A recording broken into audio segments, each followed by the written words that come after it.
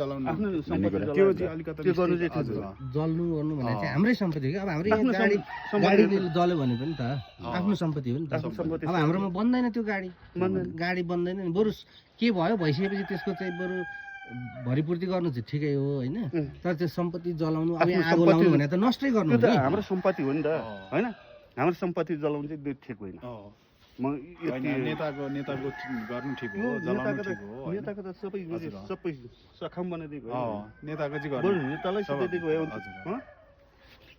हुनुपर्ने थियो भएको ठिकै हो। त्यो भएको कारण त्यो अलिकति आगजानी भएको चाहिँ अलिकति हामीलाई नि अब क्षति नै भयो नि त। क्षेत्र भएन अब आन्दोलनको मुखमा फेरि त्यो चाहिँ फेरि रोक्नै सकिँदो रहेछ कि आन्दोलनलाई के गर्ने सकिँदो रहेछ। जसलाई जे गर्नुपर्ने हो त्यो चाहिँ गर्न सकिएन। तर अन्त त्यो रिस चाहिँ अन्तै पोख्यो क्या, अन्त पोख्यो भद्रगोलतिर गयो। हजुर त्यसो भएर अब यसपालि चाहिँ परिवर्तनमा हामी जानुपर्छ होइन। यो परिवर्तन अब 40 वर्ष पछाडि हुन लागेको परिवर्तन हो कि होइन। यस्तो परिवर्तनहरू त अस्ति नै 20 वर्ष अगाडि नै भइदिएको भए नि हुन्थ्यो। जुन बेला परिवर्तन हुनु त्यो बेला हुन सकेन होइन। त्यही हो अब हाम्रो जो वरिष्ठ भनेका हामीले मानेका मान्छे पनि त आफ्नो पदभन्दा बाहिर निस्किन सकेनन्। म अगाडि पछाडि बस्छु त अगाडि जा है भनेर भन्न सके त त्यो सके भए उसको महान त हुन्थ्यो। किनभने ऊ त सधैँ बचिरहन चाहन्छ, बच्नको लागि त त्यो पदमा बस्नु पर्यो। त्यही भएर अब यसपालि धेरै वर्षपछि आएको परिवर्तन चाहिँ हामीले सम्हाल्नु पर्यो। अब हामी त दिन्छौँ ल, हामी दिन्छौँ, तर फेरि उसले चाहिँ सम्हाल्दैन भन्ने पो हामीलाई चिन्ता हो त। त्यो छ आपात हो पनि हो। हामी त एकमत भएर जाउँला होइन।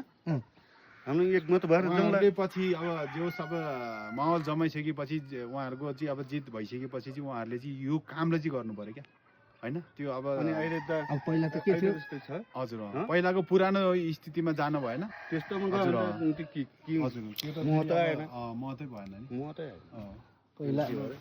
पहिला राष्ट्रिय पार्टी खोल्न पाए हुन्थ्यो भन्ने चिन्ता, पार्टी खोल्यो अब राष्ट्रिय पार्टी हुन्छ कि हुँदैन भन्ने चिन्ता, राष्ट्रिय पार्टी भयो होइन, बहुमत ल्याउँछ कि ल्याउँदैन भन्ने चिन्ता, बहुमत ल्यायो अब गर्छ कि गर्दैन भन्ने चिन्ता। हेर्नुहोस् हामी चिन्ता गर्दा गर्दा अब अझै कति वर्ष जाने रहेछ त सोचौँ। अब पछाडिको वर्षहरू पनि छ नि त।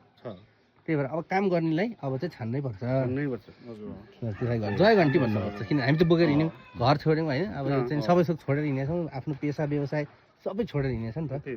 त्यसकारण अब बुझाउन सकेसम्म हामी बुझाउने हो, बुझ्ने हो होइन। त्यस्तै नअल्मली पनि अब पैसा नखाने, कसैको नखाने, बरु इमान्दार आयो भने हाल्ने हो कि अब त। त्यही हो, हामी त नयाँमा जानु पर्यो।